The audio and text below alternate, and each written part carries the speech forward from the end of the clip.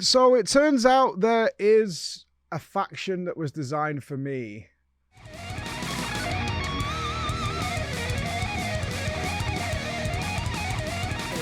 You killed the old hag before I even asked. Holla ballers, welcome back, where I have begun to accept points and nudges towards certain storylines and things like that. We did that with the Dawn Guard and having a little chit-chat with a couple of people, including Chris here in the office, Zeppler over on Discord. They were like, so you've done the Dark Brotherhood, right? And I was like, I don't know what that is. I have no idea what it is. Oh, yeah, you want to go there. This is kind of embarrassing. I'm not going to lie. It's a little embarrassing because I am renowned by many viewers in a meme way, kind of, as a murder hobo. Especially after our Baldur's Gate 3 playthrough. And I generally, if I don't like somebody and they give me grief, which I think is unwarranted, I'll probably remove their head from their shoulders. And I have been very restrained during Skyrim. Personally, I believe that to be the case. I haven't gone outlandishly vicious on anybody, really. And that's how I felt about it. Until the Dark Brotherhood. This is almost comedy at this point. I mean, it is. It's funny. It's funny. So, I didn't know how to start it. So the guys were like, you need to go and do this and this. And then you had to sleep. And then you get visited by, I forgot her name. And I really liked her too.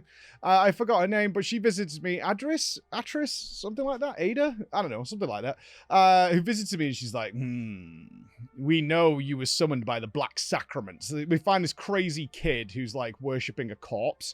And he's lying on the, he's like laying the blood, right? And I was like, oh, this is kind of dark. This is kind of interesting and twisted. This little kid is like playing with human flesh and things. And so it turned out that he had summoned the Dark Brotherhood, which wasn't me at the time, but I happened to stumble into it, to kill the nasty orphanage leader. This was my first sign of things to come, because I've already done that, unprompted. And I got this dialogue box was like, actually, yeah, I've already done that. And I was like, oh my god, what road am I on now? Because I didn't like her, so I killed her ages ago in front of the children. You might remember, it's like episode 2 or 3, I think, of our little playthrough here. I was like, oh, yeah, I did that. And he's like, oh, okay, really? I'm like, yeah. Yeah, she's dead already. And he's like, oh, sweet, okay. Sign of things to come. Sign of things to come. But she was a jerk, right? She was a total jerk. Either way, I then went and slept and got the message from the Dark Brotherhood, who asked me to, like, kill one of 3 people. So I killed them all, because I killed one at first, and then I was like, well, we can't leave witnesses, obviously. So I killed the rest of them. And then I joined the Dark Brotherhood, which was pretty cool. They had some really grim, passive dialogue, like just walking nearby. Just some really good dialogue between them of, like, just being these blatant, bloodthirsty murderers. And then unfolded a storyline I was so into. Like, it was really cool, with some of the best voice acting and character work that's in all of Skyrim so far. Really phenomenal stuff. Big shout-outs to Cicero. I'm not going to go into the nuts and bolts of the story, but essentially it's a league of assassins who worship a god called Sithis, and they have basically the Emperor. You can see on our couch back there, the Emperor of Man, in the name of the Mother of Night. And the Mother of Night was a lady who gave birth to 5 children and then killed all of them in the name of Sithis, and rose to be the Mother of Night, who communicates sort of telepathically with somebody called the Listener, who she senses when somebody has performed the Black Sacrament somewhere in Skyrim, and then communicates that to the assassins to go and fulfill the requirements of whoever did the ritual, right? However, there's not been a listener for a really long time. They have a keeper, who is Cicero, who is a jester and psychotic, who takes care of her skeletal body. She's been dead for a long time and, like, oils it and things like that. It was gross, like, all the things he does. But they've had no listener. So what's happened is Ada, or whatever her name is, has basically just been, like, killing whoever she feels like. But this has obviously led to a downturn in people believing in the Dark Brotherhood, because there are clearly people performing the Black Sacrament, and they're not aware of it. because that message isn't being conveyed through the Mother of Night, because they've got no listener who can hear her telepathic thoughts. So, going out on this killing spree, I got some basic assassination targets, which was fun. None of those I'd already killed. That was a thumbs up? I don't think. There was a couple. There was a couple. I'm not gonna lie. There was definitely some assassination targets I was given. It was like, oh, I've already done. I don't even. You know what's worse? I don't even remember who they are. I don't know. It was a fun lesson, this overall storyline, in how easy it is to get away with murder in Skyrim. Like, I butchered people in the streets, including, like, this lady of Solitude who had just been married to, like, the Jarl, and I just butchered her at her wedding in front of everybody, and it was like 1,000 gold fine. It's no problem, right? It's really no problem. And I have these nightmare flashbacks of doing something wrong in a town, like in WoW or even in Red Dead Redemption, and the whole town is against you. And it's hard to recover from that. In Skyrim, they don't care. They're like, oh, okay, it's 1,000 gold. I've got loads of money. So it was like, whatever. I don't think I turned a profit on this entire questline because I'm not sneaky. I tried stealth. I did try stealth, but it was really boring. I prefer to just bosh people in the head. Now, what was really cool is a point comes where Ada is convinced that Cicero is trying to betray the Dark Brotherhood because he's obviously a bit more fanatical towards the Mother of Night, and she isn't anymore. And she likes the way things are now because she's essentially in charge of the Dark Brotherhood. There's not many of them left, and she's just assigning targets she wants to kill. And so it played out with, like, she's hearing voices coming from the room, and Cicero is definitely, like, co-conspirating with someone. And this led to me being pushed. I had to hide in the coffin with the Mother of Night. It was gross with this corpse. But she spoke to me. I'm the new listener. I was like, ooh. It was very predictable, but it was still fun.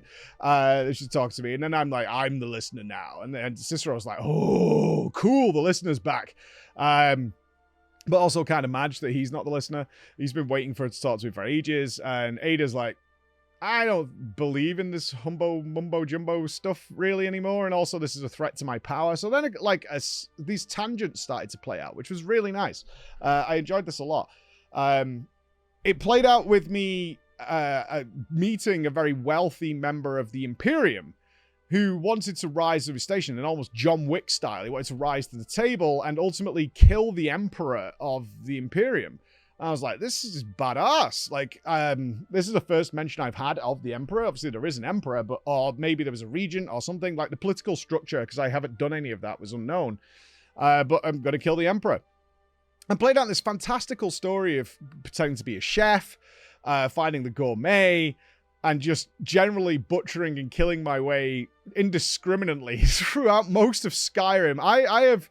Throughout my entire playthrough, I have had very little issue besides mini accidents in any city. Now I was just like a nightmare. No, I got to the point by the end of this questline, I was like, I'm not sure if we have bounty on our heads here. I always did.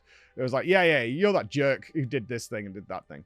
But it played out in a number of interesting ways. One was that Cicero eventually kind of went bananas and started attacking everybody, which is also prompted by the fact that Ada is not down with what's going on. She doesn't want the Mother of Night back in any way, shape, or form. And so there's this tension that's amongst them. And when you return to the sanctuary, things keep developing.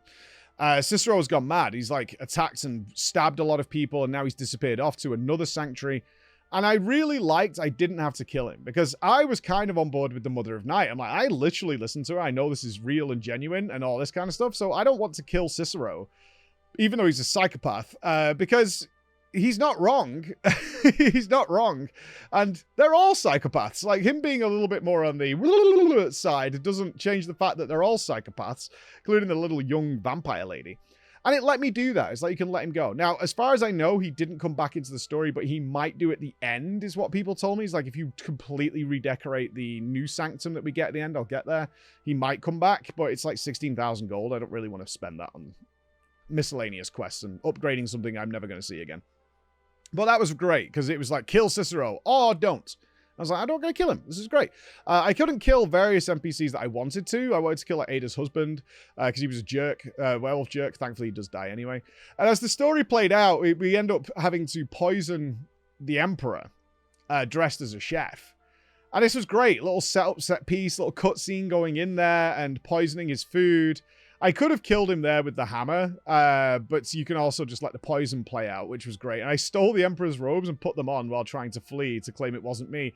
And then it turns out it's another betrayal. It's a double betrayal because Ada's betrayed the... Ada, well, it's supposed to be a reveal, but it was very obviously her. Ada has betrayed you and the Brotherhood in order to get them safety. They won't be... If they turn... You know, if they release this information, the Emperor's going to die... Then the agreement was that the military wouldn't hunt down the Dark Brotherhood. But because you've already killed the general's son in the streets, which is what I did do, the general's like, you know, screw that noise. You poisoned the Emperor, and we're also burning down your sanctuary and murdering everybody. It was like, well, duh, that's how that was going to play out. And it turns out it's a fake Emperor. All twists and turns are going on. This was a body double. You killed a body double. And I got back to the sanctuary. It's all on fire. It was great. Everything's burning. I was trying to save certain people and run around and save mommy and hide in there. And it was really wonderful. It was really cool. I thought this is probably the end now because you have this like little scene with Ada who's all crispy. She's like char grilled at the end of it. And she's like, kill me. I believe in the mother now. Lead them to victory. And I was very much thinking about the companion storyline where it was like, okay, you're done now. And then just sort of dies. It didn't do that. GG's, man. GG's. It didn't do that. After that, it's like, we're going to set up the new Dark Brotherhood. And Mommy's going to give you miscellaneous quests, which is fine. So you can continue just messing around and going and killing people in Skyrim. But then we get another contact from the wealthy guy. He's like, the Emperor... The contract of the Black Sacrament is so sacred that Mommy's like, we still have a job to do. The Emperor must die. And I was like, oh, I can't believe we're going to do this. Are we actually going to kill the Emperor? And the guy, you go and visit the wealthy guy again, and he's like, oh yeah, it's all shambles. You tried to kill the Emperor. It was the fake, and the sanctuary's burned down. He kind of accepts that it's not going to happen. And then he's like, and then we're like, no, the Emperor must die. The Dark Brotherhood does not renege on its contracts. A seal of blood has been made. And he's like, oh god. I was like, this is awesome. This is so good. And the Emperor is now moored near Solitude in a boat. Go there. I butchered that boat. Oh yeah, if I could have sunk that boat, I would have. I tried to burn it. It didn't let me burn it, but I killed everybody. No witnesses.